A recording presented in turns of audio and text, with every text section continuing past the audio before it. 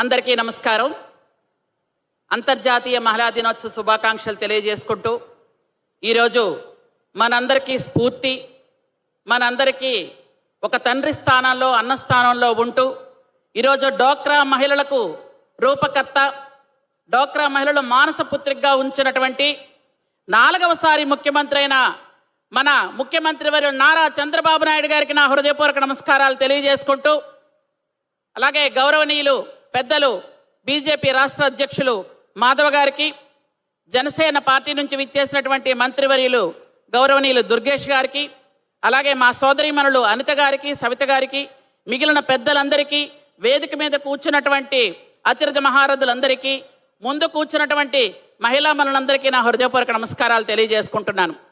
ఈరోజు స్త్రీ లేనిదే జననం లేదు, స్త్రీ లేనిదే గమనం లేదు, అసలు స్త్రీ లేనిదే సృష్టే లేదు అని మహానుభావులు చెప్పినట్టు ఈరోజు మనం డ్వాక్రా గ్రూపుల్లో ఉన్నటువంటి మహిళలందరూ కూడా ఎంతో స్వశక్తితో ఎదుగుతూ ఈరోజు చూసినటువంటి మన ఏవీల్లో చూసినటువంటి ఒక్కొక్క మహిళ, ఇక్కడ కూర్చున్నటువంటి ఒక్కొక్క మహిళ తను అంటే అది ఎంత చిన్న పరిశ్రమ అయినా పారిశ్రామికవేత్తలుగా ఎదగాలి అన్నది మన ముఖ్యమంత్రి గారి ఆలోచన.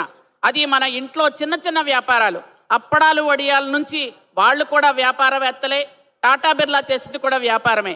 కానీ మన మహిళలు స్వశక్తితో ఎంతో ఆత్మ గౌరవంతో ఈరోజు చంద్రబాబు నాయుడు గారు చూపించిన మార్గంలో నడిచి ఈరోజు ఒక్కొక్కరు లక్షలు సంపాదిస్తున్న మహిళా మనులందరికీ మరొక్కసారి హృదయపూర్వకంగా నమస్కారాలు తెలియజేసుకుంటున్నాను. ఈరోజు గౌరవ ముఖ్యమంత్రి గారు మనకి సూపర్ హిట్ చేశారు. ఈరోజు సూపర్ 6 పథకాలలో మనం అన్ని పథకాలు కూడా మహిళలకు ఉద్దేశించిన పథకాలే. స్త్రీ శక్తి కానీ, అలాగే అన్నదాత సుఖీభవ పథకంలో కూడా మహిళా రైతులు ఉన్నారు, అలాగే తల్లికి వందనం కానీ, అలాగే మనం చూసుకున్నటువంటి అన్ని పథకాల్లో కూడా మహిళల్ని ముందు పెట్టి ఈరోజు ఒక కార్డు ఇవ్వాలి అన్న, ఒక ఇల్లు ఇవ్వాలన్న మహిళల్ని ముందు పెట్టి మహిళల్ని ఆర్థికంగా ఎదగడానికి ఎంతో దోహదపడుతుంది.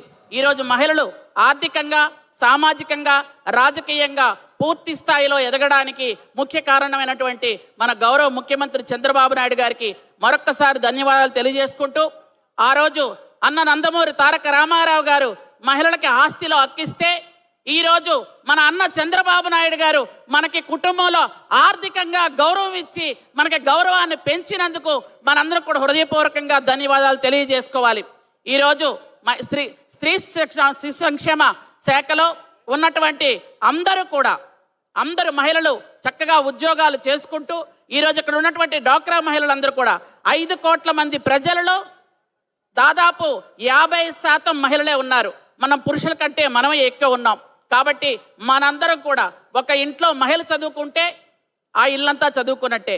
కాబట్టి ప్రతి ఒక్కరూ చదువుకొని స్వాతంత్రంగా, ఆర్థికంగా ఎదగాలని హృదయపూర్వకంగా కోరుకుంటూ, మన గౌరవ ముఖ్యమంత్రి వర్యులు నారా చంద్రబాబు నాయుడు గారు ఏదైతే మన అందరికీ కూడా ఆయన గౌరవప్రదంగా ప్రతి ఇంట్లో ఒక పారిశ్రామికవేత్త, మహిళా పారిశ్రామికవేత్త ఉండాలంటున్నారో అది మనం తీసుకొని మనం ముందుకు వెళ్ళాలని, ఆయన మాటల్ని పూర్తి స్థాయిలో మనం పాటించి ముందుకు వెళ్ళాలని మరొక్కసారి కోరుకుంటూ నాకు ఈ అవకాశం ఇచ్చిన పెద్దలకి ధన్యవాదాలు తెలియజేసుకుంటున్నాను.